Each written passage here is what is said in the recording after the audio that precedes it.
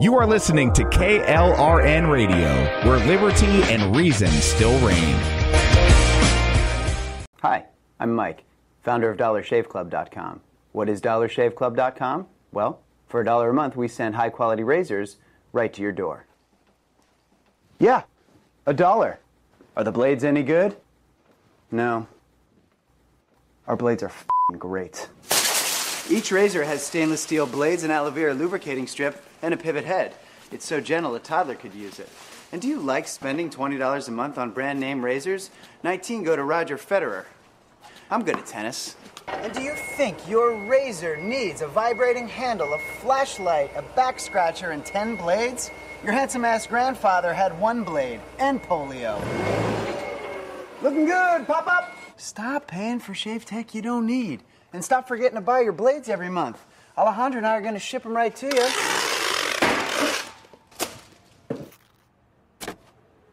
We're not just selling razors, we're also making new jobs. Alejandro, what were you doing last month? Not working. What are you doing now? Working. I'm no Vanderbilt, but this train makes hay. So stop forgetting to buy your blades every month and start deciding where you're going to stack all those dollar bills I'm saving you. We are DollarShaveClub.com, and the party is on.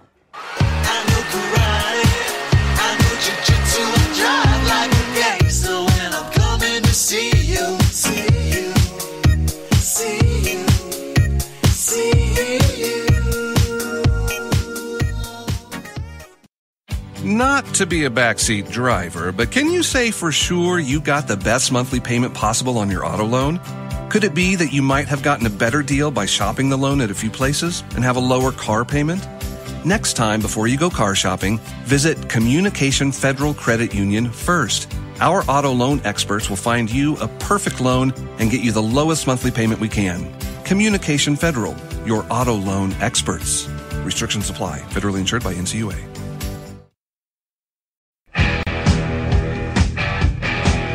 KLRN Radio has advertising rates available. We have rates to fit almost any budget. Contact us at advertising@klrnradio.com.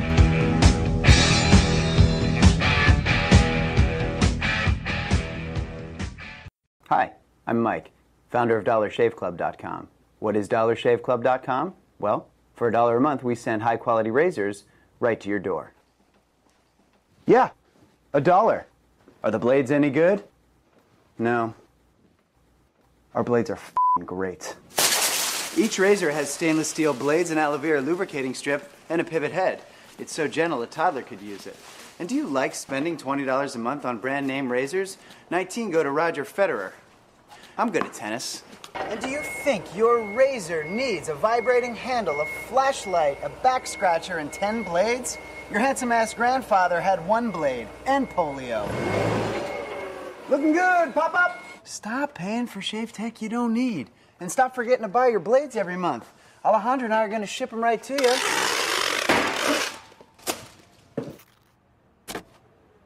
We're not just selling razors, we're also making new jobs. Alejandro, what were you doing last month? Not working. What are you doing now? Working. I'm no Vanderbilt, but this train makes hay. So stop forgetting to buy your blades every month and start deciding where you're going to stack all those dollar bills I'm saving you.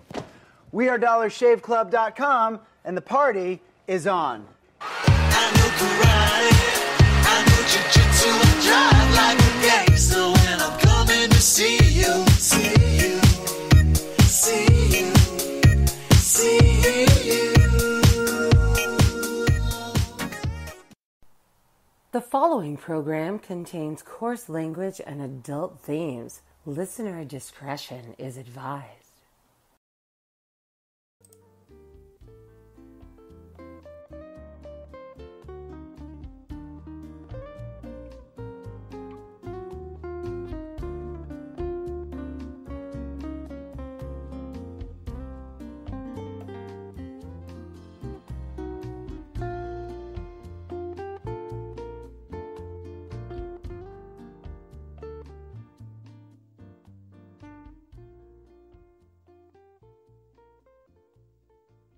And welcome to another episode of The Cocktail Lounge. I am your hostess with the mostest, Maggie, and with me as always is the ever suave, affable, and puffable co-host, Brad Slager. How are you doing this evening, Brad? How is everything this holiday edition? Everything is really cool today because I finally received your gift about an hour ago. Oh, did you? I didn't know if I wanted to bring it up or just have the sound of my gritting teeth on the mic come through. Nope, But I received it and it is adorable. I have it between my Texas A&M bobblehead and my Funko Pop Rose Nyland. oh, so you already have a Funko? That was when the girls got together, not last year, but the year before they came to visit. Friend of the chat, Velvet, brought 4 of them because we are the Golden Girls, and I was designated as being Rose because apparently I'm the most naive. So I have Rose, but I did not have the one. I never even thought that they would make one, the one that you sent. And it is the most adorable thing I have ever seen in my life. Yeah, well, I wanted to go, show themed. Yes, As it you is know, very, so- very much show themed. And for those of We, you out there, are you going to tell them what it is? No, I thought, go ahead. It's your gift. It is the Funko Pop Eggo Waffle, and I could not love it anymore. I actually went out and bought another jar. Oh, did you? Yeah. So, for those of you not in the know, we ran across the Eggo. It's a cocktail, I guess, in a jar. Well, they call it brunch in a jar. Brunch and in a it is jar. Yeah. Now it's made by the Moonshine Company, but it's not moonshine itself. It's rum-based cream Mm-hmm. that tastes like Eggo waffles, apparently. Appropriately enough, I should say. So Yes. yeah, I stumbled across this a couple months ago, I think, and just had to indulge and share. And then Aggie was like, "Oh my God, I have to get this." And then a few days later, then she sent me shots of it in her midst. So partay, and I just thought how appropriate. I should seek out it and see if there's anything worthwhile. And in the course of my searches, came. It is so cute. I cannot tell you. It has the cutest little face on it.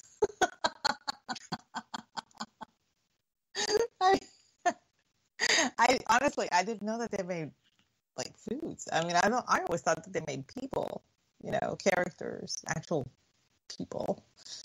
Some Well, animals, yes, but not food. No, they do a couple. In fact, they've done, I think it was last year maybe, for Halloween, they had all of the scary cereal mascots they did up.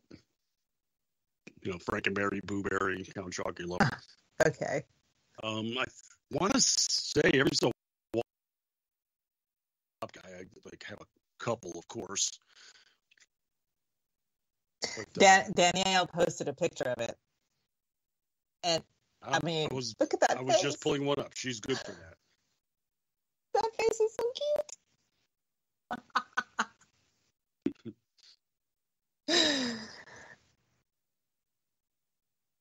I love it. Thank you. And there was another gift in there. It was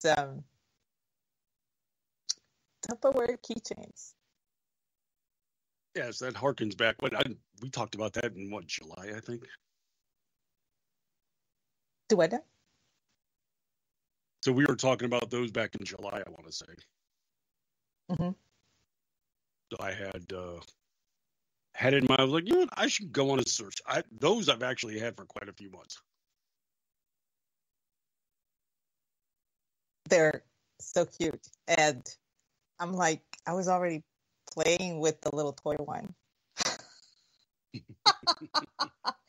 Which I didn't have. I have a couple from Tupperware, but I didn't have that one. And I think that's like one of the most sought after ones. Well, I wasn't going to skimp on such a thing, of course. It was cute. Thank you. I appreciate it. I love my gift. Well, good. I've got something in mind for Christmas. I'm trying to track it down.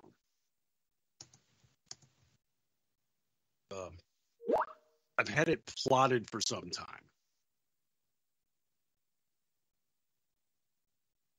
What? Well, I can't tell you. It's a Christmas present. Ah, damn it. Okay, fine. Like that was going to trip me up. I was kind of hoping. Yeah. Oh, see, I got you one of those. Oh, damn it. That's all right. I'm very patient. I'm good with, waiting. I mean, seriously, I've had a gift on my dining room table that my mom sent me. Maybe I want to say about a month before my birthday one year. I completely forgot about it, completely in line of sight, and I didn't open it for another 6 weeks. So I'm kind of patient. Good on you. I'm the same way, though. I'm not overly excitable when it comes to gifts anyway. It's like we had my party a couple weeks ago, too, and I was just, they're like, "Bro, are you ever going to open your presents?" I was like, okay, I guess so. I know, I'm bad about that. I've gotten in trouble with my parents and my sister. And I think you, one year you sent me something and okay. And it was early. So I just put it aside. And like November 21st came around and you asked me, did you like it? And I was like, oh shit.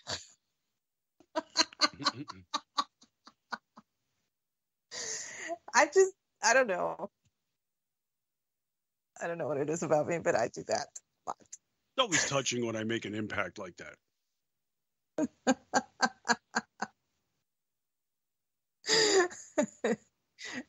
It's not you, it's me.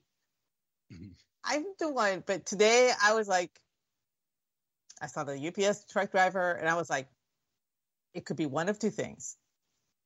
It could be my new hatchet, or it could be Brad's gift that he said it was on its way. It was not my hatchet. So I'm kind of happy. Yeah, I got to make adjustments for you living out in the sticks, though, because Oh, no, I was getting ready to go back to the depot tomorrow if it didn't get to you. And I was like, what in the hell? I know she lives out in the middle of nowhere, but it's not like it's undeliverable. No, I know. I live so far out that it is, if you send something priority, it is not guaranteed in the 2 or 3 days. It's just not. So I was like, I think he said UPS, so who knows, Yeah, but you sent my gift and it got here in 2 days. That makes no sense. You're not in the sticks. They know where your house is at. I mean, can't they just like ping you on the map or something? I mean, I can track you on Amazon if I send you something. If I can see it from here, I'm sure the damn driver should be in the truck. Yes, for those of you inquiring in chat, I did have to buy a new hatchet. I broke my old one using it to clear out some limbs from a fallen tree. So, Bunyan. I thought maybe you buried it in somebody's back and they managed to get away. Oh, honey, no, I never bury anything in anybody's back. It's always in the front. I want them looking at me when I do it.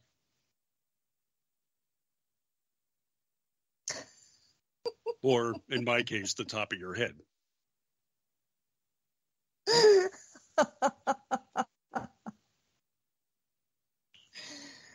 Oh, man. Well, did you happen to resolve your coaching issue yet? My what? The coaching issue. Oh, hell if I know yet. I mean, okay, so we had really good game on Saturday. It was Abilene Christian University visiting. And I've always liked ACU. I was actually going to attend ACU. So I have an affinity for that school. It's a really nice school and everything.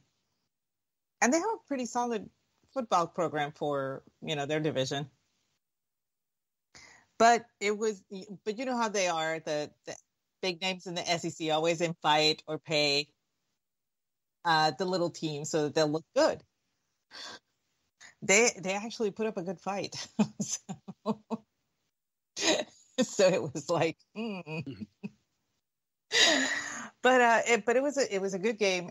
And one of the things that I was discussing with my brother and my sisters in our group chat was that the plays were completely different.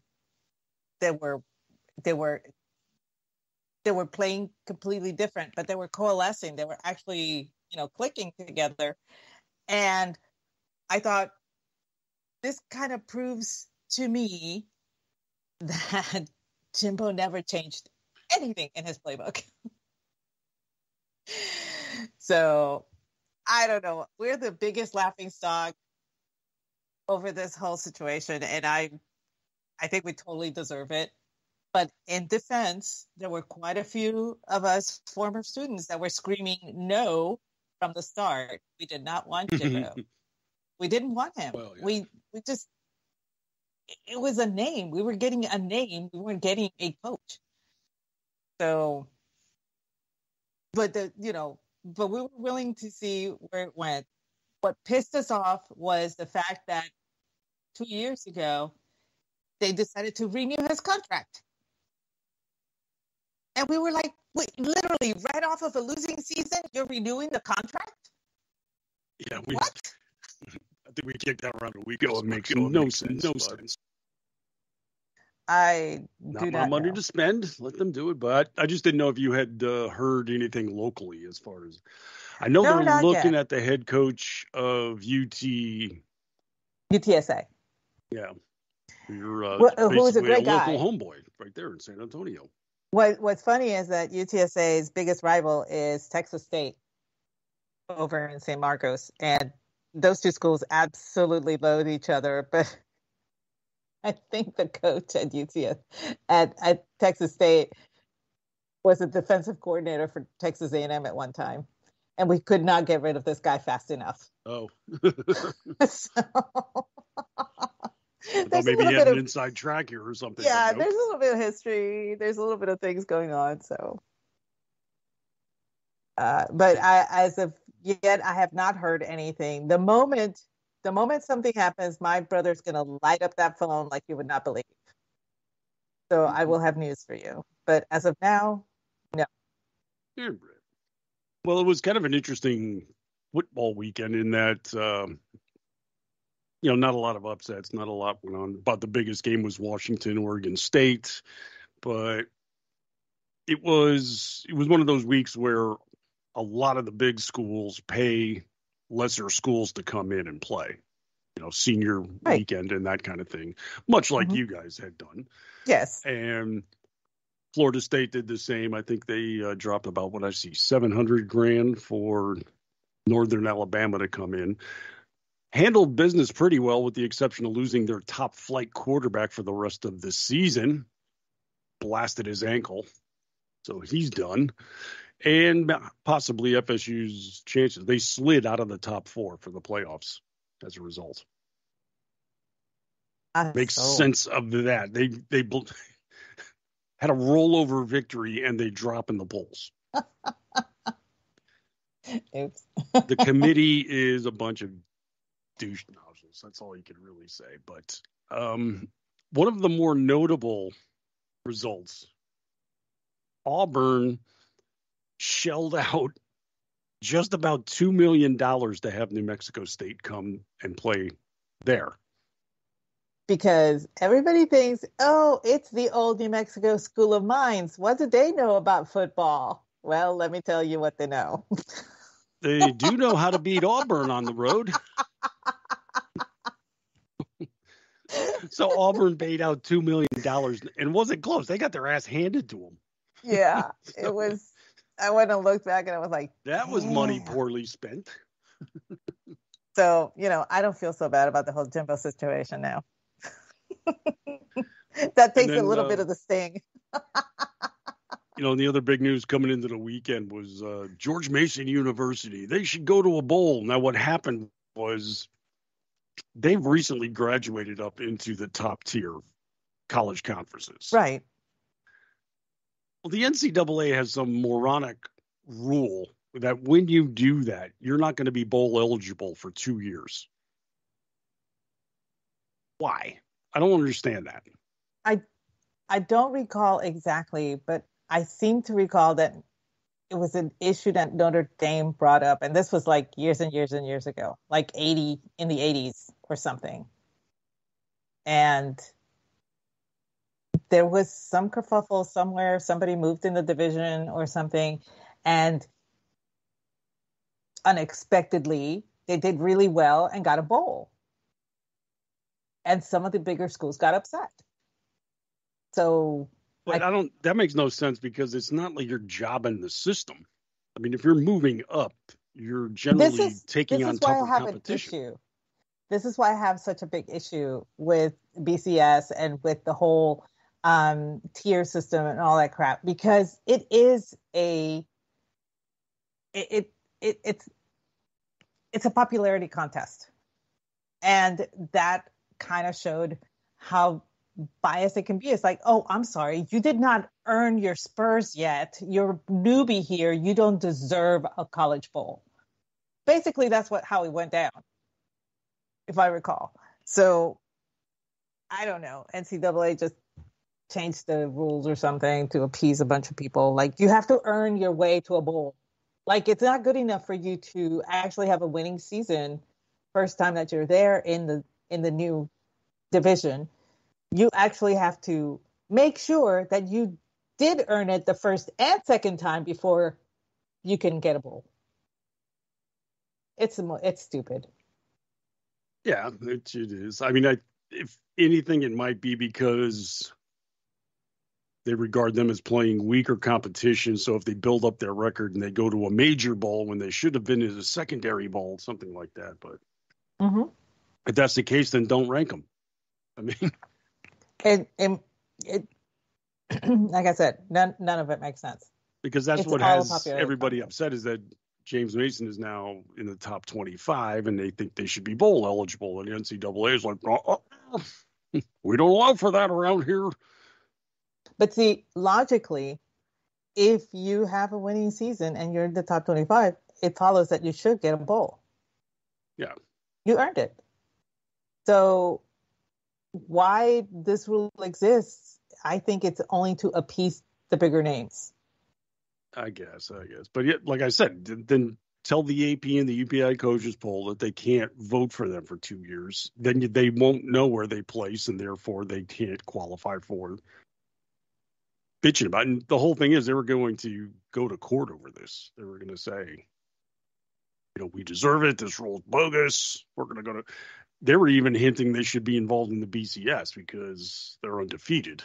Well, that's fallen by the wayside because they promptly lost to Appalachian State in overtime on Saturday. So, oh well, took a little bit of the pipe dream there out of the sails, but yeah, it still doesn't make sense. No, it doesn't, and it will never make sense because it's the NCAA and it's all about the cool guys on campus. Let's face it, that's the way it goes. Well, I forgot to mention this one earlier today. Nick Saban could come and decide to coach Texas A&M out of his good heart for a year to bring us back to our glory days, and it would make no difference because we're not one of the cool kids. So that should tell you something. Wow. Yeah, I know. I'm not bitter. Go on. Well, it was another sports story. I didn't throw this at you earlier, but I should have. But I didn't write it up until late this afternoon. But the Major League Baseball commissioner has come out with the announcement that the Atlanta Braves will get the All-Star game in 2025. which is pretty amazing for Yeah. quite a variety of reasons. What I found very interesting was that the guy that 2 years ago could not shut up about Georgia's voting law, and this is why he was pulling the All-Star game out of Atlanta. I was going to say, wasn't he the same guy that pulled it out of Atlanta on Hank Aaron's anniversary, Yeah. by the way? When they He were had honoring him. no comment whatsoever about the voting law when he made the announcement last few days. Just like, hey, we really respect their management is doing a fantastic job, and we love what they're doing over there at the field, and this and that, and the fan base is fantastic. And it's like, Hey, jackass, you. I expect a write-up. I expect a column out of this. No, I did one today about it. Okay. Over at Town Hall, I wrote it up, and I said that I find it interesting that he had nothing to say about the Georgia law when you couldn't shut up about it. Pretty much because they haven't changed a damn thing about the voting law that he pulled the game for. No, and he move the game to a place where the law was even worse? Yes. Okay. Colorado. That's right. Not only that, but he pulled the game from Atlanta on behalf of the racially hinged law that was going to affect black voters. And we have the black voters in mind, and we're very cognizant of this. So pulls a multi-million-dollar enterprise out of an area that has quite a few black business owners around the stadium and brings it to Denver. Oh, my Lord. Which has a population that is 80% white. Less than 10% of it is black. Yeah, that was pretty epic. Conversely, in Atlanta, by the way, their population by the last census count is over 50% black. Oh, yeah. There's a few people of color who are entrepreneurs in the city is my point here. And they yanked all of that business away.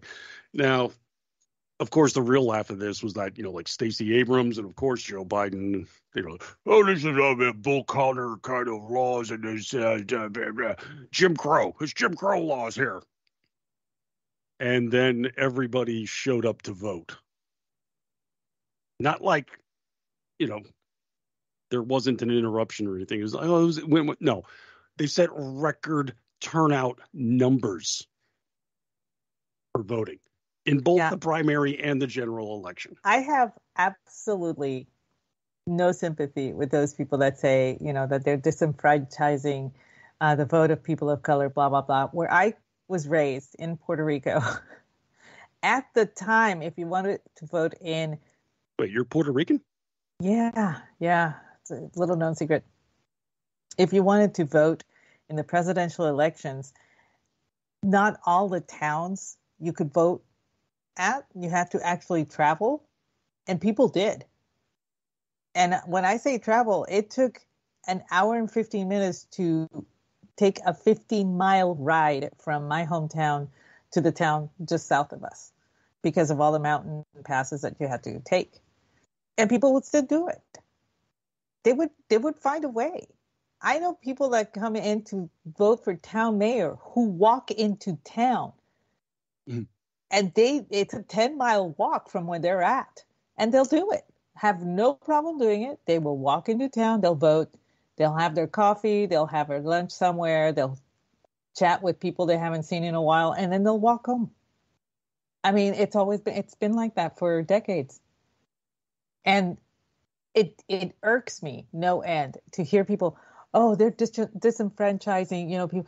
It's hard for them to get a state ID, blah, blah, blah, blah. And I'm going, it is not. It is not hard. I know it's not hard. Yeah, these arguments are always like, talk about veiled racism.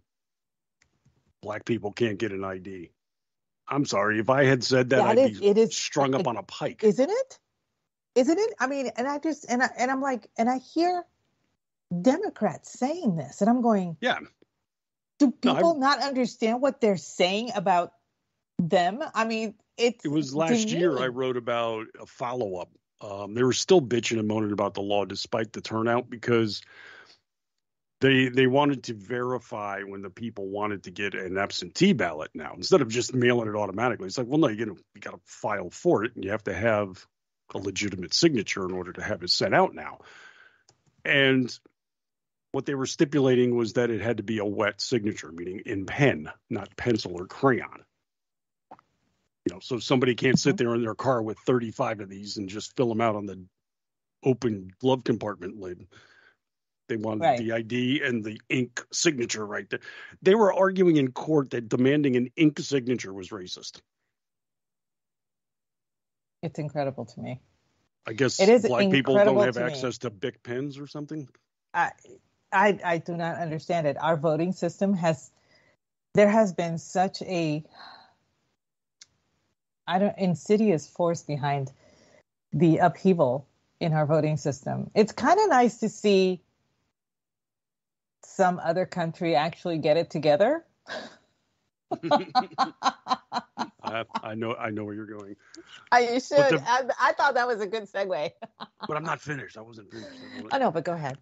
No, but the whole thing was, Rob Manfred, the jackass commissioner, never says a word about the voting that hasn't changed. Never says a word about why he brought it back. Last year, however, had an interview and they talked to him about the law and talked about the turnout, and he was trying to take credit for it. He was trying to take credit for something that didn't happen. Because they actually posed the question to him. He's like, well, how do you explain all the people turning out? He's like, that's very good news. And it doesn't alter, I still would have made the exact same decision that I made. Yeah, despite the fact that everybody was pissed off about it, to the point that Stacey Abrams, who pushed for it, then denied that she pushed for it because so many people were upset with her. Mm-hmm. Like USA Today even allowed her to go back and change words in an op-ed that she had written like 3 months earlier, where she was encouraging boycotts, and they allowed her to go and take an eraser and get, we'll just take that part out for you. How about that, Stacey? There you go. There. It's like, holy crap. What kind of bullshit is this? Okay, God. So, yeah, she's like, yeah, we should boycott. You should take business out of here. And Joe Biden's like, yeah, baseball should leave. I'm proud that they did. And, they took $100 million out of a black city. Well done, you die-hard Democrats who love the black people, and moved it to a white city. Yeah, with the same voting laws. Okay. This is what's so, it's aggravating as hell, because this is all just emotional fervor. This is just, I'm mad as hell. We should get everybody out of here and stick it to them. And it's like, who are you sticking it to there, Stacey? Your people. Oh, well, I didn't say that. That's not what I said. That's not what I meant. I meant businesses should be angry, and they should say mean things about the people I don't like, but keep spending money here.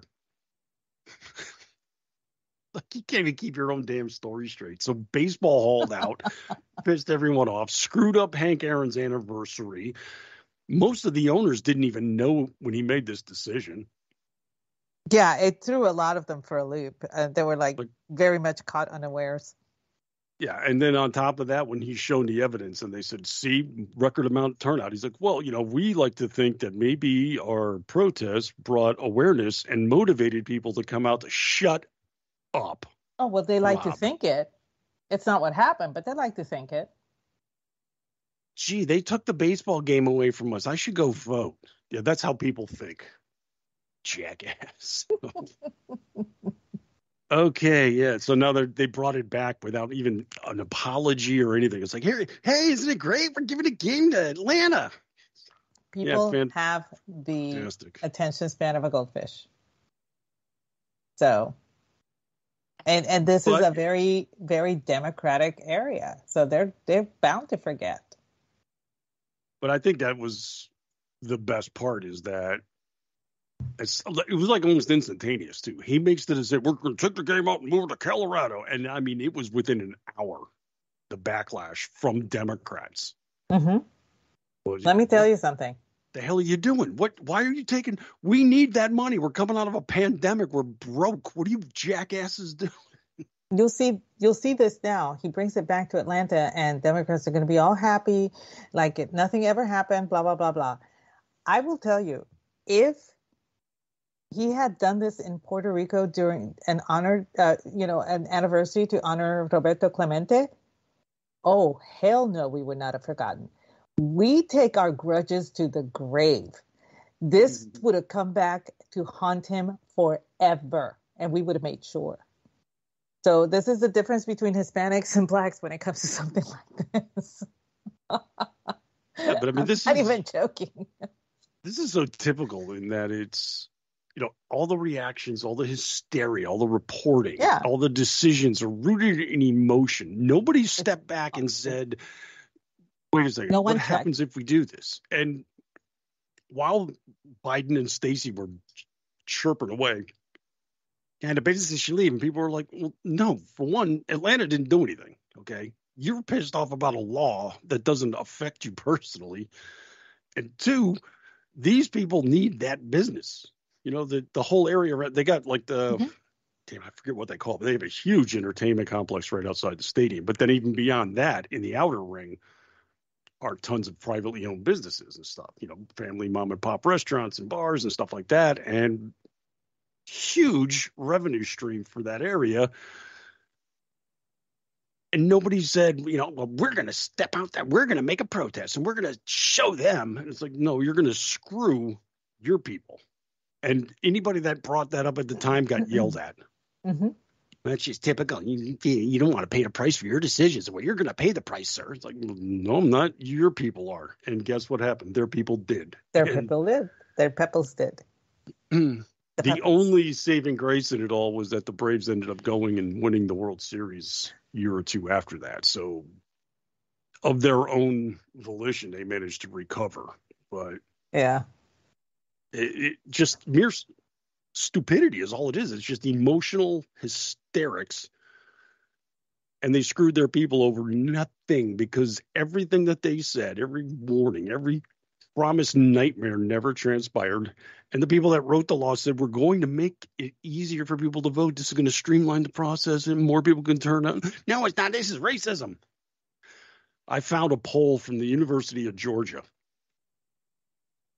99+% of the people that voted said there was zero problems with voting. So dumbasses, that's all I can say. But yeah, like you said, there was another significant election to point to.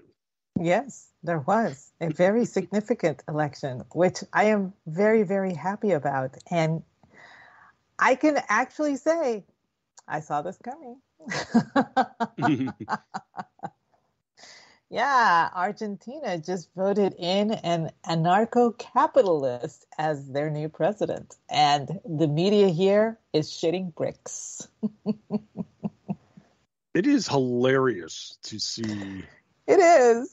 Our media lose their mind about something like this that doesn't affect them. One, it's care not about an Argentinian election. But this guy, he's like a libertarian. He's very much so. He's got mutton chops. He's a bit of a swinger. He said he likes threesomes. Well, no. I mean, this guy is just like. I did not know that part. Yeah. He's got like no filter. This cat. He's pretty hilarious as far as politicians go. I think he's got an Elon Musk thing going too, when it comes to no filter. Probably, yeah. He just kind of lets it fly. But the part that cracks me up though is like he absolutely hates socialism. Oh, he does. And we're talking Argentina here, okay? Argentina's been a socialist country. Yeah. Oh God. Okay, almost a century now. Yeah. So yeah. Like, don't cry for me, Argentina's like, you made your own damn bed. You're the one elected socialist. It is the weirdest. That is the weirdest thing I find about Argentina. Juan Perón, her husband, was a socialist. He was not well liked. I mean, really, but she was adored. So when he died and she took over, everybody was okay with it. And I'm going, why? Why are you okay with this? She was literally his second fiddle. I don't understand this at all. And they make an entire musical about this. Yeah, I'm like, Broadway okay, no. production about her. It's like, why are we celebrating this again? Yeah, and she's still adored, by the way. I mean, there are so many visitors that go to see her grave every single week, and it is amazing that she is so adored. And most people is like, oh yeah, she had a husband too. Yeah, the dude that brought you socialism and put you on the path to poverty, and she went along with it. Remember that part? But no, everybody forgets that part. Mm-hmm. Everybody forgets about that. Everybody thinks Evita is so nice and so pretty and so cool. No, she was just pretty. I'm just going to put it right out there. She was just pretty. But yeah, they, prior to, Millet, who was it? Was it, Fernandez? He has now succeeded Alberto Fernandez, who succeeded Christina Kirchner. Okay. Yeah, that's a German name. We've discussed this before. Yeah. And the girls from Brazil. Yeah, and Kirchner was Peronista, very much. They like to say that Peronistas are center left. No, they're not center left. They're completely left. They're leftists. So whenever you hear, oh, they're Peronistas, yeah, it's not center left. The media likes to say, oh, they're center left. No, they're not. They are not center left. Do not be swayed by what the media tells you. Take it from me. Take it from people that I know in Argentina that say Peronistas are leftists. Okay. So Kirchner was a Peronista. And when she lost to Fernandez, people thought that Fernandez was going to move to the center because that's pretty much where he was campaigning from. Can we say we've seen this before? Yeah. And so, no. And he made basically the economy in Argentina has deteriorated in the past 3 years. And I remember, I want to say socialism perished the thought. Yeah, I know, right. In 2019, the Argentinian peso to the dollar was 30 to 1, and now it's over 100 to 1. So it has gotten very, very bad. I mean, to the point where people are shuttering their businesses because they cannot keep their businesses going because they cannot afford to get stuff to run the business. It's prohibitive now. This is a country that is famous for its beef. The cattle ranching in Argentina is of course famous. I mean, Caballeros. And that took a major hit.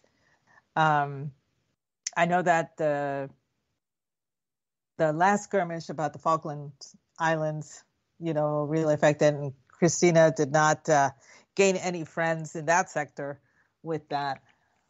But yeah, she was leftist. The guy that took after her was campaigning from the center left, but he was just as bad, if not more so than she was. So Argentina realizes we're not getting any tourism. We're not getting this. We're not getting that. We need to, So what happens? Our media starts getting involved. And they start talking about this guy, Javier Milei, who is like Trump, okay? This guy is like Trump. This is your version of Trump, blah, blah, blah. Well, guess what? Argentinians are going, whoa, whoa, whoa. We get our own Trump because we saw what he did to your country. We want that shit now. And this guy wins in a fucking landslide. Something not seen since like 1968, 69 or something like that. And the media over here is like going, wait, that's not what we meant.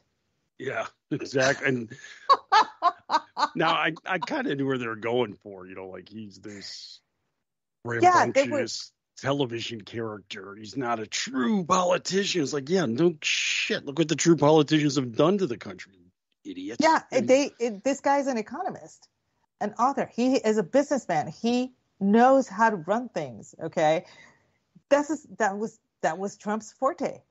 He was a businessman. Mm-hmm. It wasn't about his politics. Because I'm sorry, I will never, ever believe that man switched from D to an R in 2 months. It's just not going to happen to me. So, but he understood that this country had to be run like a business. That was what you needed to succeed. And that's why he was very popular with the working class Democrats.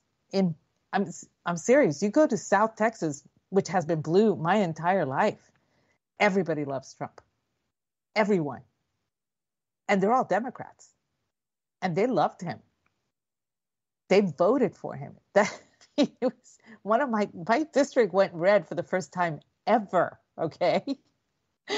So the media really underestimated painting this guy as Trump light, because what they wanted to do was just throw, this is what Trump did with J6. He has been, he's committing fraud. He's committing this. That's not what Argentina is looking at. Those people don't care. That's not their country. They don't care. They saw what Trump did to incentivize our economy. That's what they're looking for. And if you're going to sell this guy as Trump, press, like everybody in the media was calling him Trump. Yeah. And then they were turning around and saying, people are calling this guy the next Trump. Yeah, you are. It's the media came up with it, and then they're reporting on the media saying it. Yeah, it wasn't the Argentinian people saying that this guy was Trump. The Argentinian people were saying, oh, this guy is like Trump. You're telling us that he's like Trump. This is what we're looking for. And that's where the media failed. They failed to see what people are looking for in a politician. They honestly think that if they can paint every single politician with the Trump brush, that's the kiss of death. No, the kiss of death is painting them like Biden or Clinton or Obama. That's the kiss of death. And they don't see that. This is what happened with Alberto Fernandez. They said that he was, a leader like Biden and blah, blah, blah, and all that stuff. And my friend in Ushuaia, he was telling us, like, they're comparing Fernandez to Biden. I hope that sticks because I need that guy to lose. He has destroyed this country. And that's what they think of Biden down there. Biden is not a good leader, according to the Argentinian people. They see it. According to anybody who's awake. Yeah, pretty much. With the exception of John Harwood. True. Yeah, so now we're on a wait and see, what happens, because he does have a very, I guess, fragile truce with some of the people in the in the legislature there. Most of the legislators there happen to be Peronistas. They happen to be leftists. So you're not going to have an overnight. No, it's not. And it's not going to. A lot of it may have to be by executive order, which they do have that power too. Over in the president of Argentina has that power. He does have, unlike us, line item veto. He has several. They adopted a lot of the stuff from the way we run our stuff too, and they're not the only country that did in South America either. But it has always worked for the left and never the right. The right has always been painted as being Nazis down there. Okay, well, they would know. So they really kind of did a number on that. What we call conservative here, they call liberales down there. And we are the only country where liberals are actually not liberal. Okay, they're not. You go to any other country, the liberals there are the conservatives. So over there, that's they want to start electing more the liberals to their I guess version of Senate and House, so that he could have a better, a more solid coalition.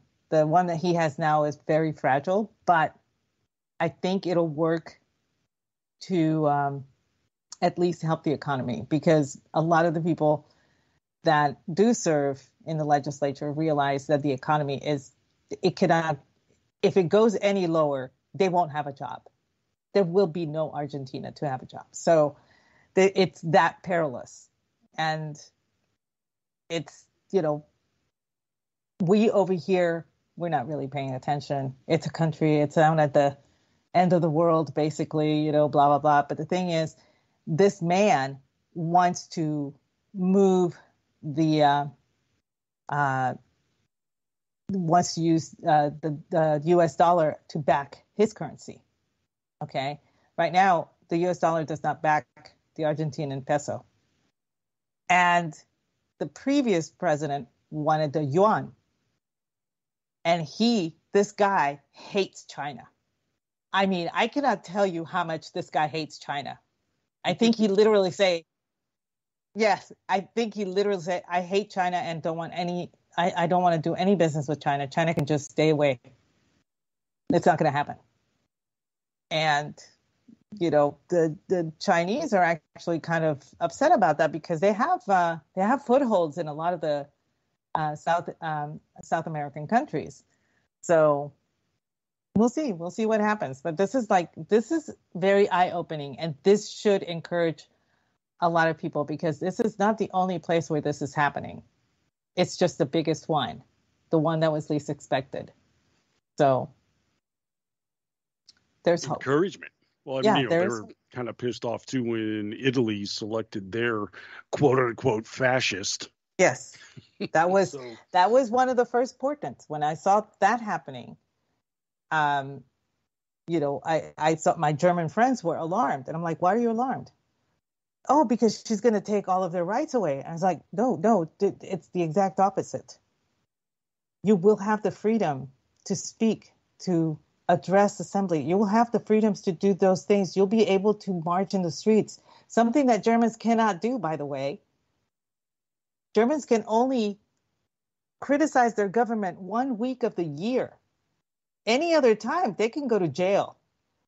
So for them to say, oh, they're going to take the Italians' rights away, I'm like, boy, that's, you guys have some nerve. Purge Day or something. Yeah, they have some nerve. I don't know. Well, did you happen to notice last week, speaking of Trump, how many people in the media were calling him a fascist or a Nazi all over again? Like in the week, all of a sudden, everybody, he's a Nazi. See, I told you. Except with the one exception would be Jen Psaki, who cracked me up no end. I'm not calling him a Nazi. What he said is straight from Hitler. So Hitler was not a Nazi. I mean, that's what I'm deriving from what you're saying. That was. Thank you for that clarity. You really absolutely cleared things up. Thank you. I'm convinced now that you're a flaming idiot. But the whole reason for this is what just slays me. Our media just kills me. He used one word that's attributable to Hitler. He used the word vermin in a speech. Vermin? This is that's Hitler. It? Yeah. Literally, this is on par with saying, oh, you have a dog. You know who else had a dog? Hitler. Yeah, Hitler. So you used one word that the guy also used in a speech 100 years ago that makes you a Nazi. What got me, and I saw this coming. It was so delicious. Like I saw report after report. Donald Trump calls his opposition vermin. He uses a Hitler term to go after his political opponents. You never heard the quote. They just kept saying the same thing over and over. He used that word. He described his opponents with that word. He did a Hitler thing. Well, I'm going to have to go pull up the quote, aren't I? Oh, here's the quote. What do you know? Who was he calling vermin? Fascists and Marxists and communists. Yes. So, to reiterate, Donald Trump was bad-mouthing the fascists. This makes him a fascist. Yeah. So because he went after the fascists, that's Fascist. Okay. And just to, as if it didn't get dumb enough, there's Rachel Maddow. She's on a book tour, don't you know? She has a book out again. Guess what the book's about? Fascism. The rise of fascism in the 30s specifically. Oh, I wonder where she's going with this one. I'll tell you where she's going. Straight to the Stephen Colbert set and sit down with him, the rational mind that is the host of that talk show. And in the course of their conversation, it really came down to this. If you listen to his speeches, he's calling his opponents fascist. He's trying to make the word mean nothing by calling anything and everything fascist, and therefore it just means nothing anymore. Her basis is this. He can't call people fascist. That's what we call him. Yeah, that's it is absolutely idiotic. And these people think that they're the high mind thinkers. You throw the word fascist around like rice at a wedding. But if he uses it, he's in the wrong. You damn dingbat, I swear. I love that she's held up as like this paragon of high thinking on the left. Oh, did you hear what Rachel Maddow said? Yeah, I'm like... I haven't, but I can't wait. Do you have the laugh track on, or do I have to supply that myself? It's pretty easy to supply it ourselves. I mean, this is the same woman that insisted the vaccine would be a dead end for the virus. Oh, yes. That it would eradicate the virus. You know, you get the vaccine, it will cure you. This is the cure. Blah, blah, blah, blah. Half a dozen time boosted Joe Biden, I think, has contracted this virus 4 times now, right? Is that... Mm-hmm. Got it there, Rachel. Okay. So he can't call people a fascist because that dilutes the term. So you can use it. It's going to be one of my all-time favorites, too, that Ron DeSantis was a fascist the day he said, I'm not mandating something.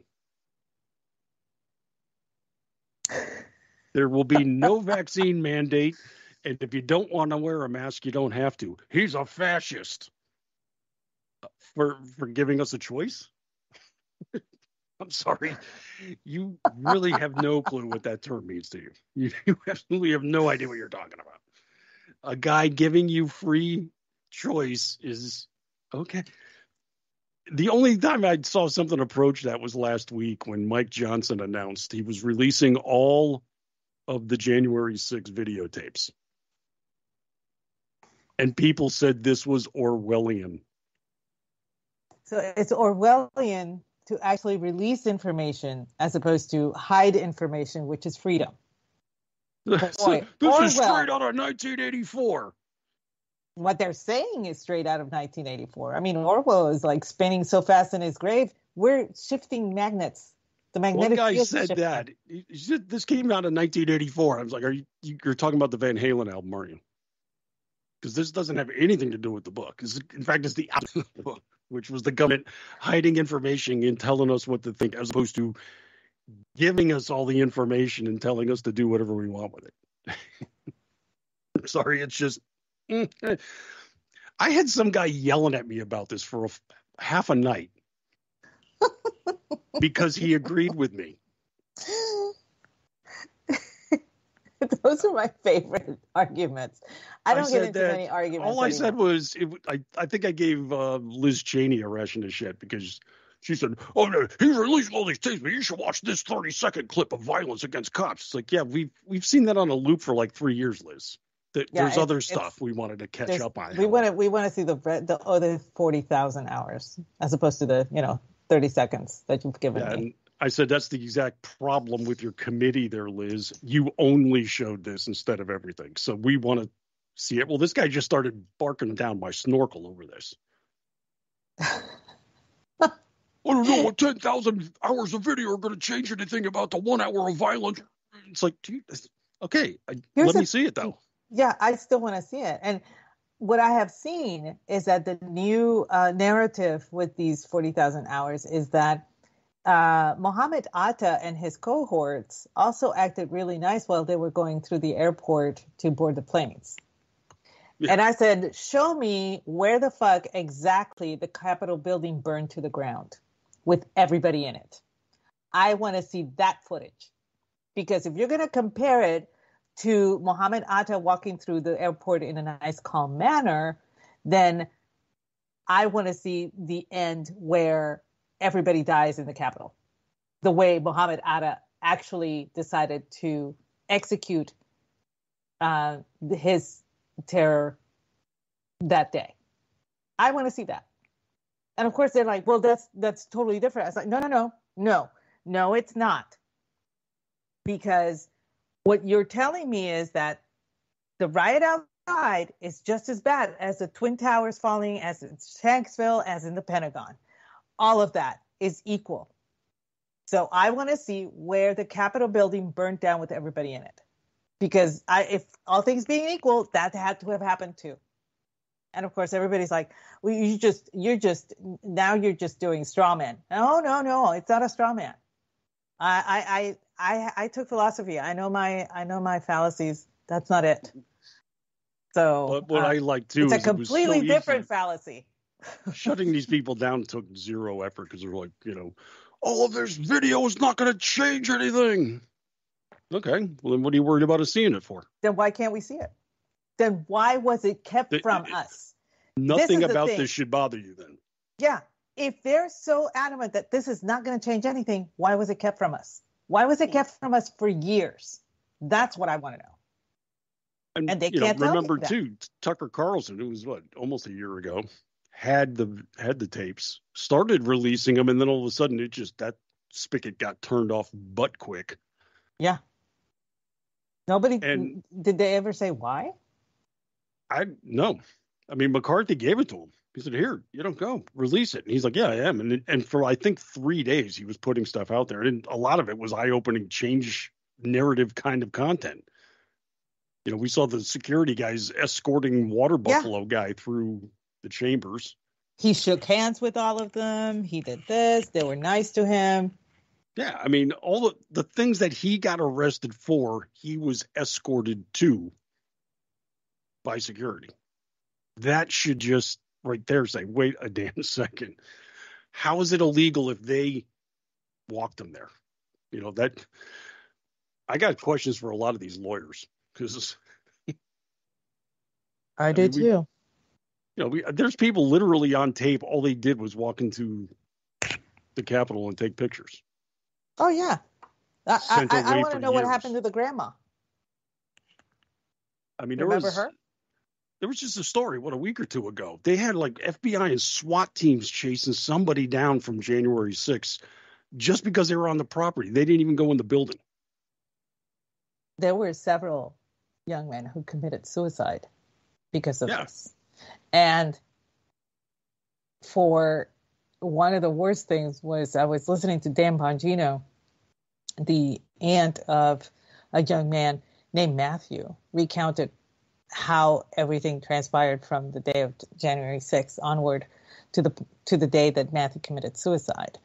And the district attorney actually told her after his death that had Matthew just waited until April 1st, that felony count would have gone away. But they withheld that information from him. And that young man ended up killing himself because everything was taken away from him. His job, his ability to actually gain employment, everything. Yeah. She lost her friends completely. Everybody in the family lost almost every friend they had. And I was like, I don't understand that. I just cannot grasp it. I've said it from the first day. I mean, the ones that were attacking police and breaking in and doing things illegal, yes, they should be punished for it. As far as those sitting in solitary confinement for 12 months before getting a court date, no, that's not how this works. They got one of the guys that was one of the Proud Boys that was in a hotel when this happened, and they arrested him for it. And I'm like, explain to me how that makes any sense. It doesn't. Wasn't even on the property. Oh, but he organized it. Did he now? And I've watched some of that sham-ass committee, too, and they had one guy, what was he, from the Proud Boys or something? Turned out he had quit the group like a year before anything had happened. But he was like the turncoat witness to them. And even said, he was like, and then what'd you guys do? Oh, we went out and got food. Like, that was the most damning testimony he came up with. That they, held him out as a hero. They had that bimbo, Cassidy Hutchinson, Yeah. weaving her myths and fables about what took place. And Donald Trump took an elbow to the side of a Secret Service man's head and grabbed control of the wheel. And wait a second, question. Stupid. You were in the vehicle? Well, no, but I heard a Secret Service agent talking about it because he talked to somebody whose friend was actually in the vehicle. It was the whole Ferris Bueller's, blonde chick moment. And bear in mind, this is like the third time she had given testimony to the committee. 2 other times, these stories never emerged, curiously enough. It's just, to me, it is amazing to me that the government has expended so much time and effort and money on this J6 thing when there are other things that are more worrisome that the government should be trying to put a handle on. And they're doing absolutely nothing about it at the moment. And it's these gray areas that keep popping up. And like AI issues. I have a huge issue with artificial intelligence shit. That's the Chat GPT or whatever it's called. Those things. Mm-hmm. It's I cannot stress you. I mean, fuck. Skynet could not have come up with a better plan. Seriously, this is it goes beyond that. Right now, there is an issue because I'll give you this example. In New Jersey, several young teenage men in high school decided to create artificial intelligence porn with photos of actual girls that attended the same high school. So like their senior pictures. And the question came up, is this porn? Well, I'm sorry. Yes, it is. And the reason for that being is that the, the Supreme Court actually ruled on what porn was, and they could not define it, but they know what it is, type of thing. But if cartoons can be considered pornographic, and if animated features can be considered pornographic, then AI is also considered pornographic when done that way. Was there harm to anybody? Is it a victimless crime? Some people say yes, because that's not real porn, but they use their real faces. So there are victims because now their reputations have been sullied, even though it wasn't their stuff. It was their faces. Their likenesses were used.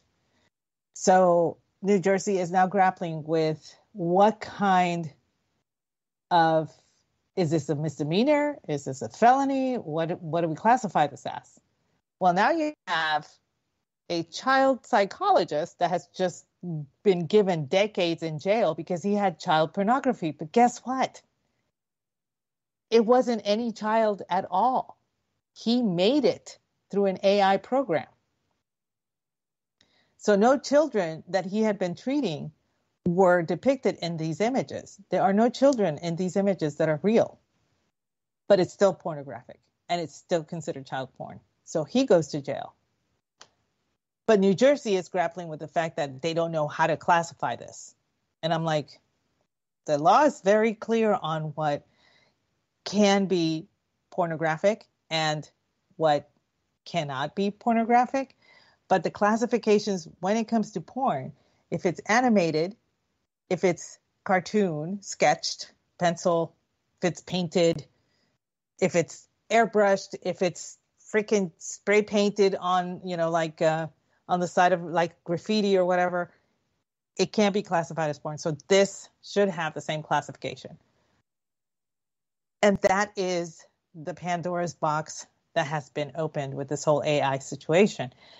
When, one of my girlfriends was like, this is going to be great. It'll help with writing. It'll help with this. And I said, do you realize how this can be? Every single tool that technology gives us is never for good.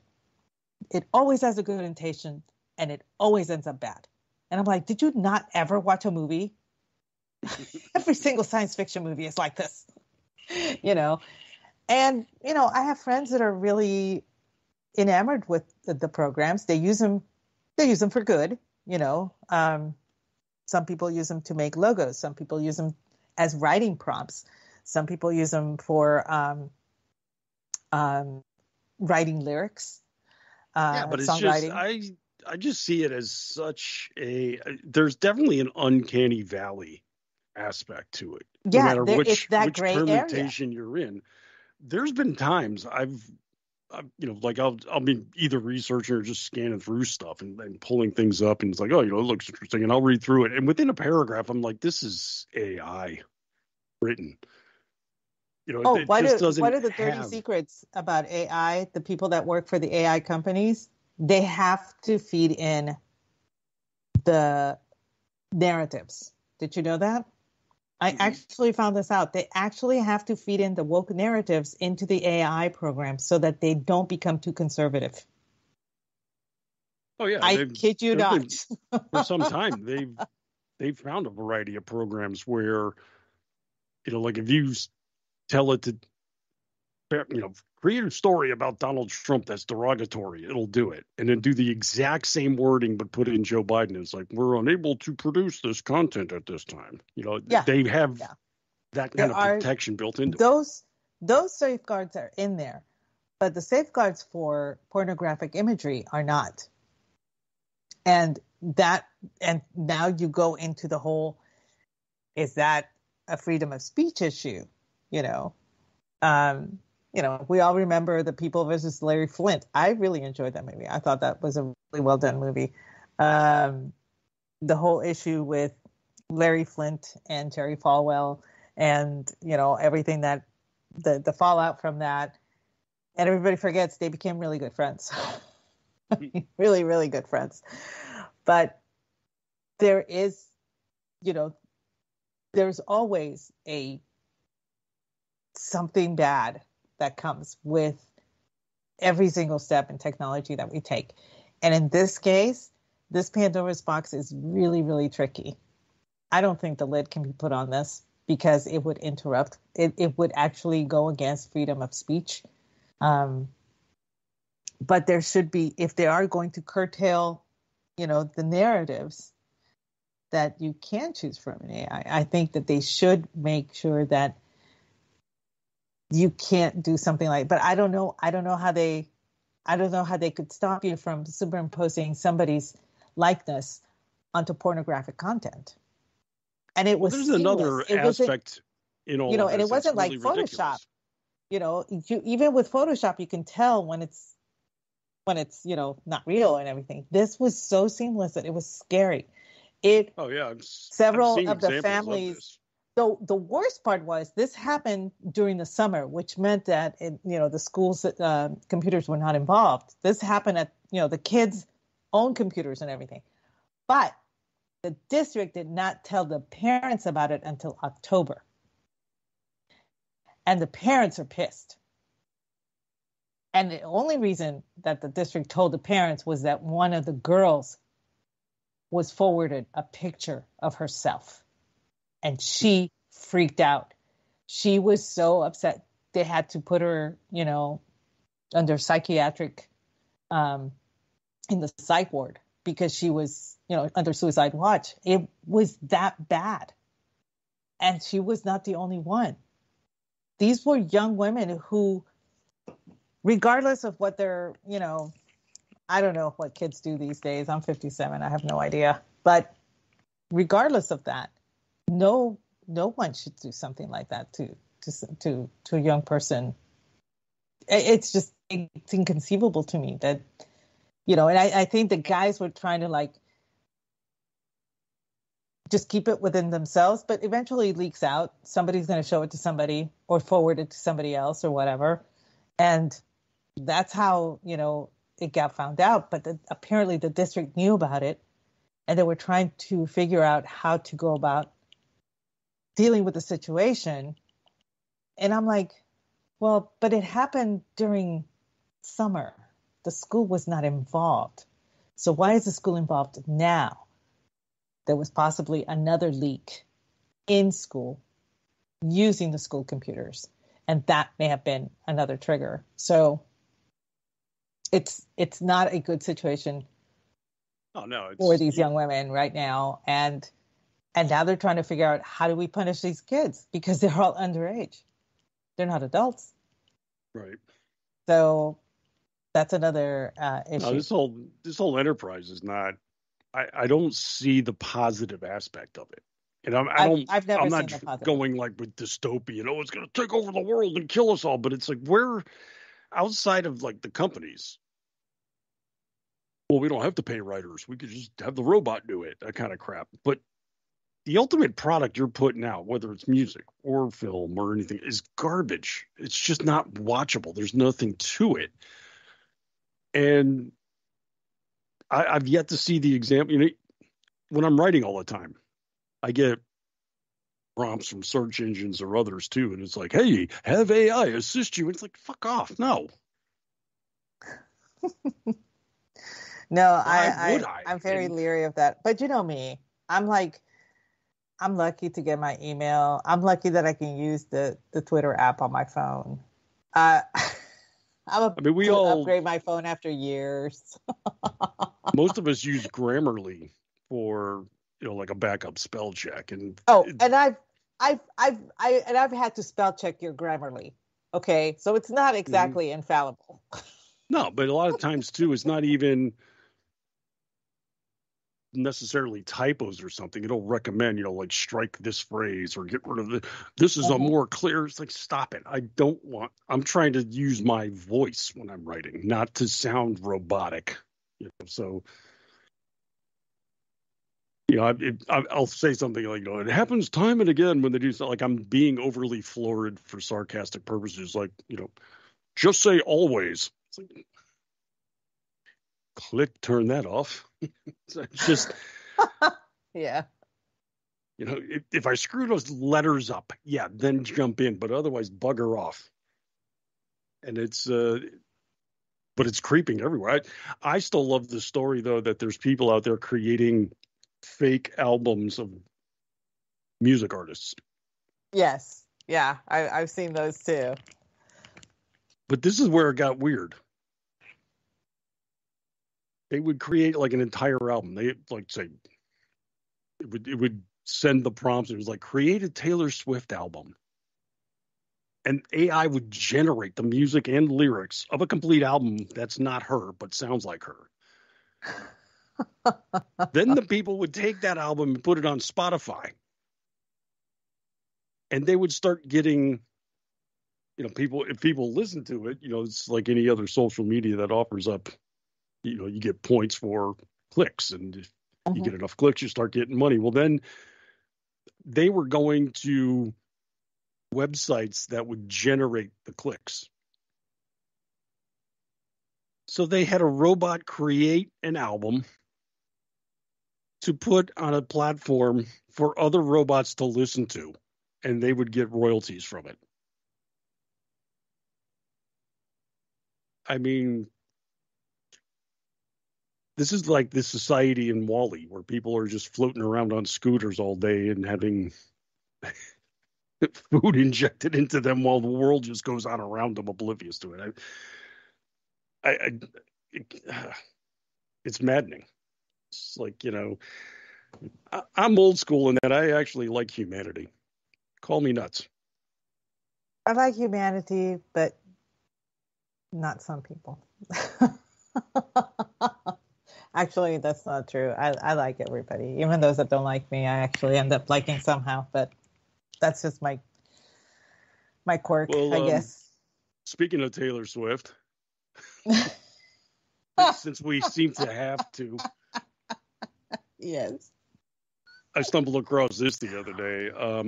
A lot of huge news stories were out there. Like, for instance, when the pro-Palestinian protesters were storming the DNC headquarters. Uh-huh. And the press did not want to cover that story. Yes. This is how bad it got. Dave Weigel, who's a complete hack, by the way. Oh, yes. And just for the record, has blocked me a year or so ago for calling out his hack. Really? Oh, yeah. And he was actually, people were talking about what a madhouse this was. There's video from it, clashes with police and stuff like this. And everyone's like, I'm sorry, insurrection, right? And Dave Weigel chimes in. I was there. This wasn't the case. They weren't storming that building. These people had their backs to the doors. What? Okay, Dave. They were protesting and preventing the politicians inside from getting out. They were trapping them in there in violent fashion. That's not a good thing. Then he said this. People say they had the building surrounded. This is not true. I walked around the building. They were only at the areas where the exits were. So you're saying the mob didn't completely encircle the walls where no activity could take place. They were only at the exits where people could get out. You are just on top of your game here, David. Well played, sir.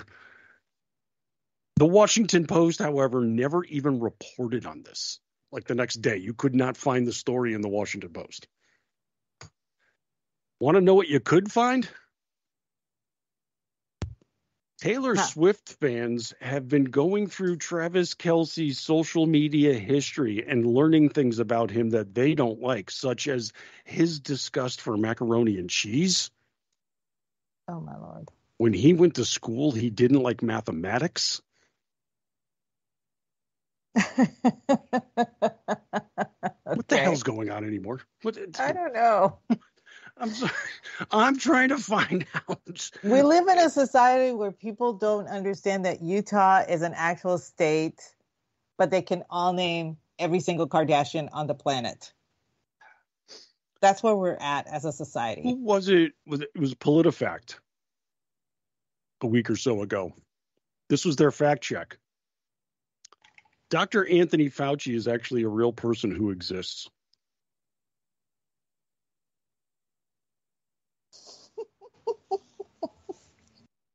Really, you've confirmed that. The jackass we couldn't get rid of for 4 years. You've confirmed he's real. This was on par with the one I saw in Reuters about 6 months or so ago. They confirmed that satellites exist. I was taking a drink of my cocktail when you said that. I was like, I'm trying not to choke. I mean, this is the kind of crap they busy themselves with instead of actually the news. It's like, oh, there's something out there we don't like. Let's go through social media and see if somebody says something.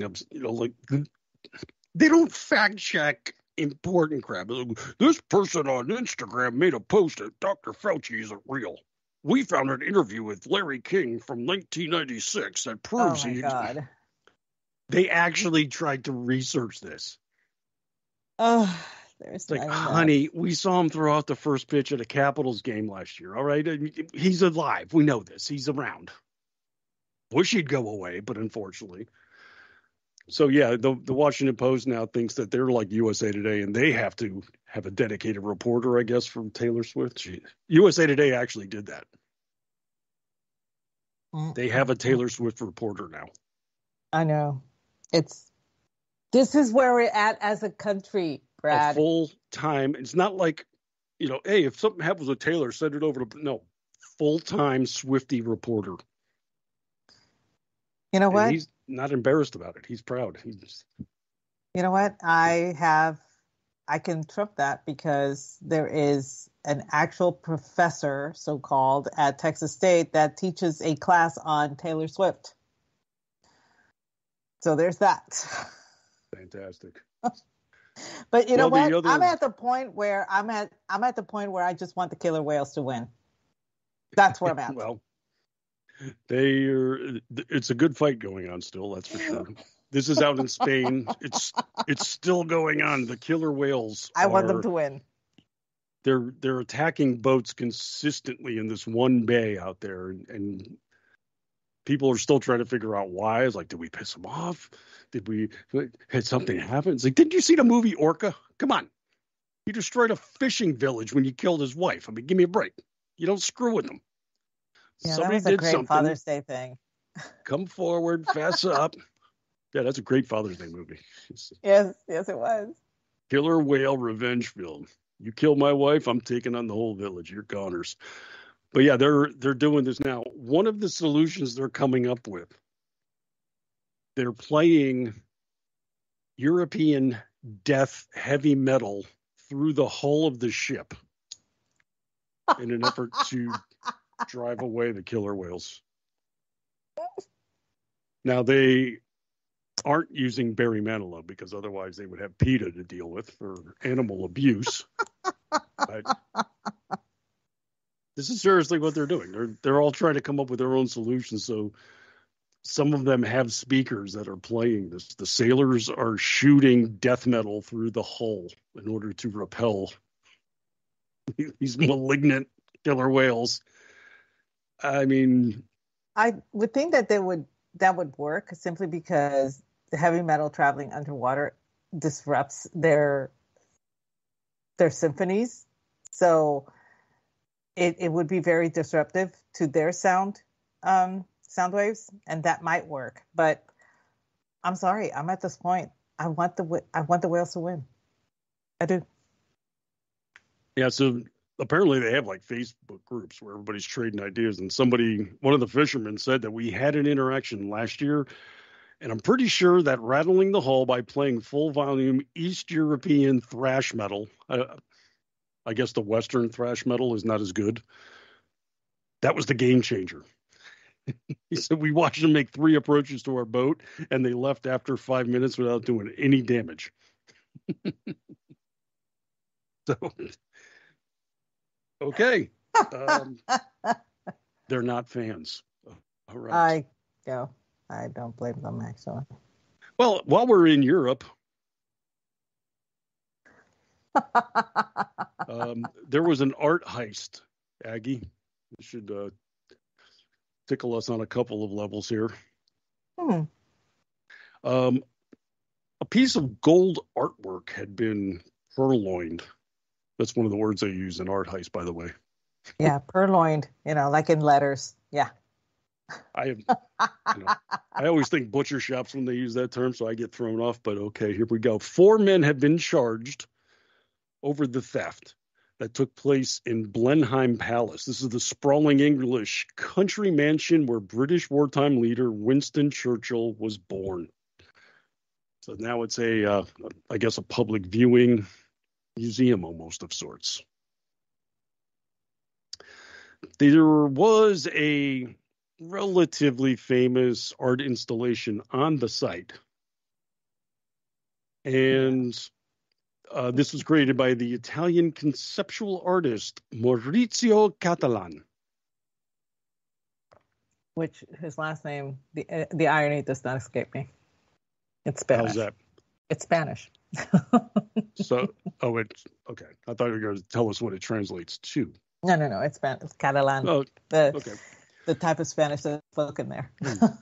But yeah, he had this art installation at the Palace in Oxford, but then it vanished overnight a few years ago, back in 2019, in fact. This was, I can only just say it in this fashion, the artwork was dubbed America. Mm-hmm. It is a gold encrusted toilet. Yep. This was 18 karat gold. Yeah. Valued at $6 million. Now, this is the same toilet that was an installation over at the Museum of Modern Art in New York City for a while that also someone used, and they weren't supposed to. Luckily for them, it was cleaned up. But yeah, somebody thought it was a toilet, so they went in and used it as a toilet. And it was not. It's just, Well, it's not a functioning toilet. Let's just put it that way. actually, according to the Associated Press, Aggie, the golden toilet was fully functioning. No. It is, you can. But at the time when the gentleman used it, it was not a functioning toilet. It was just there. This is the part that I enjoyed.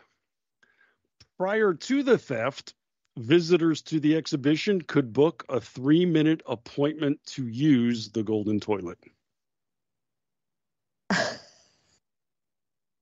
You need to book a toilet. Call ahead.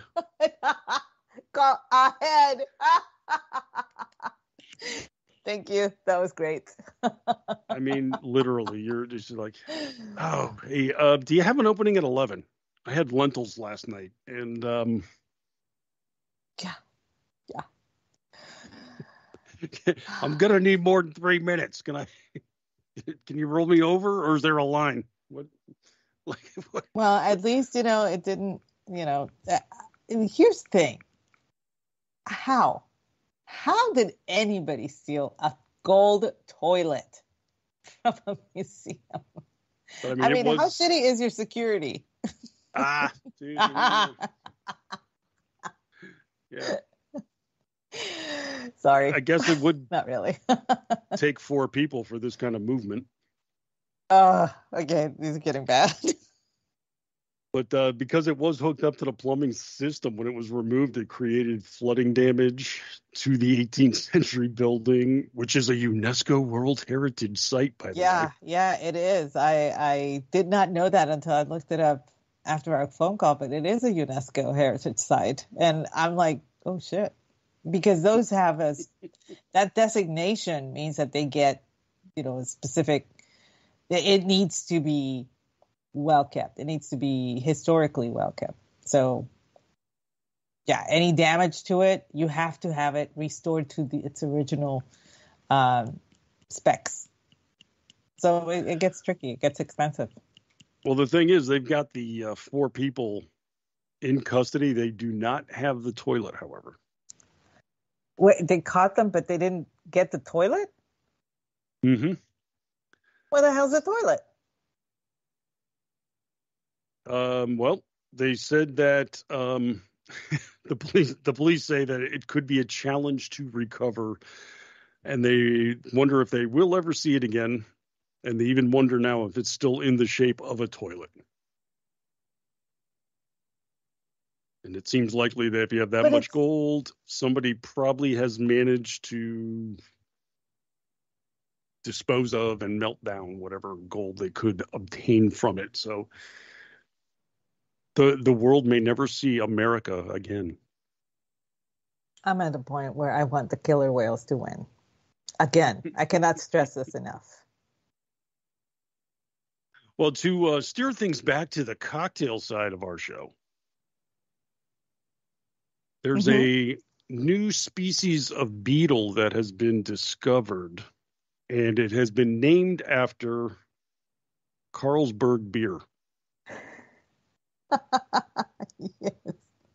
Now, in and of itself, this sounds kind of unique, and sure, there must have been some kind of sponsorship behind this. There must be a reason for the beer company. Oh, there is a reason. There is a reason, folks. Oh, yes, there is.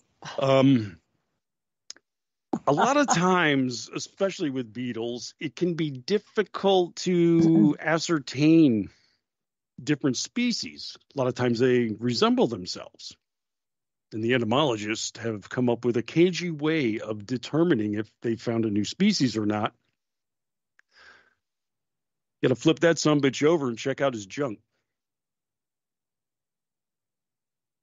Because apparently the genitalia is what designates different species from each other in a lot of these beetles. One of the sexual organs they've discovered happens to be in the shape of a bottle opener. So. Ergo, Carlsberg, which frequently donates to such scientific endeavors, became the recipient of the appropriate name Blancovilius carlsbergi for the new beetle species with the bottle opener dingus.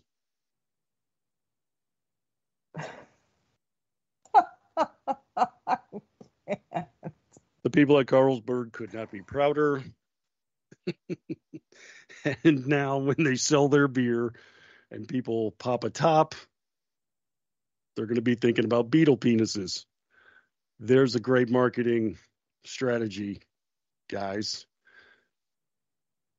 Well, to wrap things up here, this is a holiday week. Yes, as we it know, is. right? It's Mm-hmm. we've got the Day of the Turkey coming up, but also Friday, also known in some circles as Brown Friday.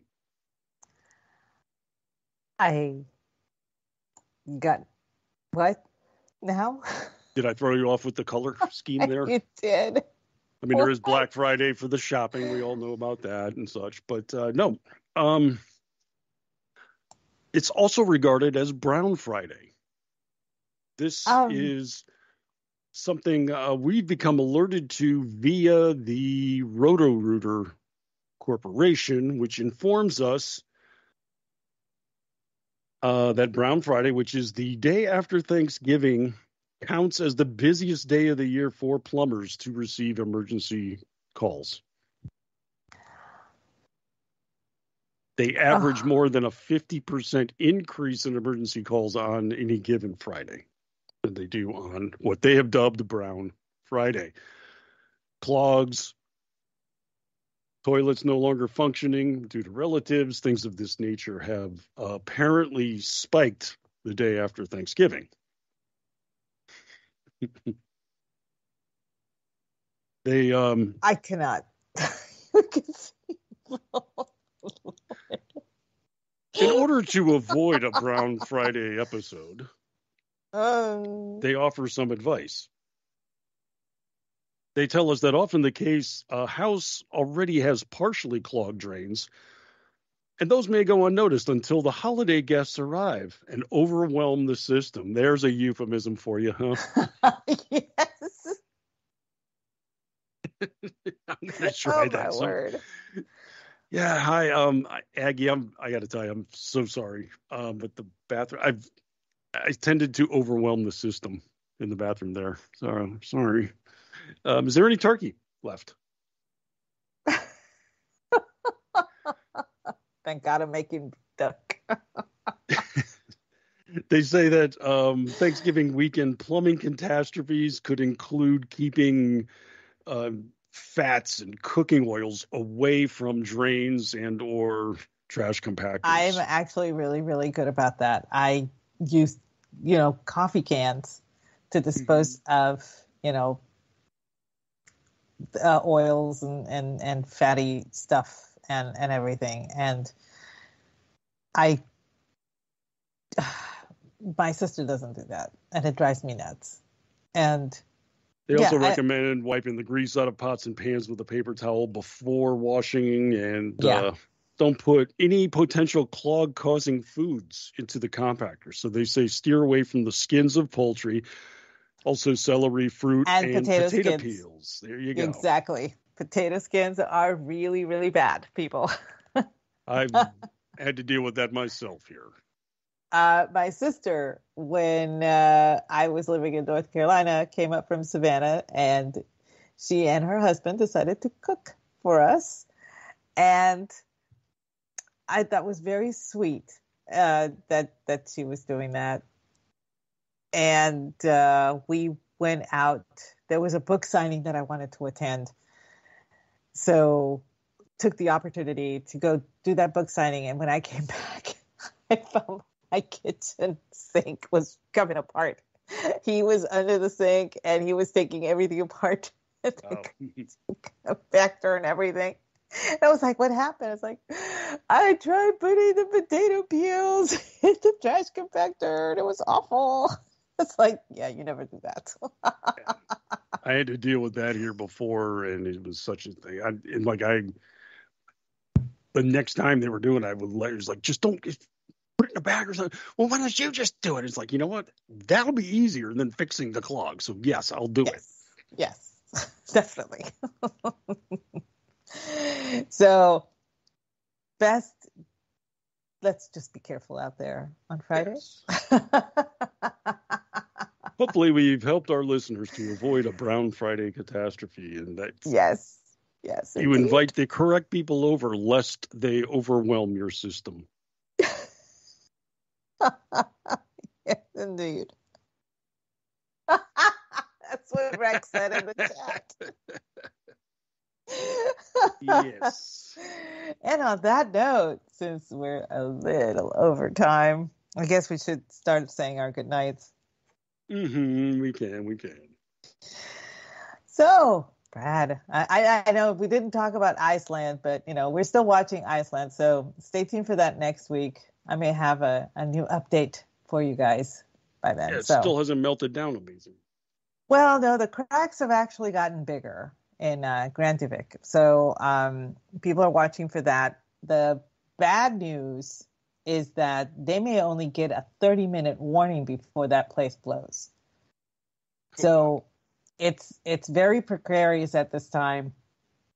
However, these are people that have lived with an active blockade all their lives, and they know the drills. They know how to evacuate. They know where to evacuate. They know how to take care of potential noxious classes, things of that sort. So they are well prepared. They have come back to town to pick up things of either their belongings that, like clothing and stuff like that. But most of them are taking like stuff that means a lot to them, like photos, albums, so hang on a baby second. Clothes, things like that. Nauseous classes, so they're remote educating into Harvard? Noxious gases. Okay, just checking. Sorry.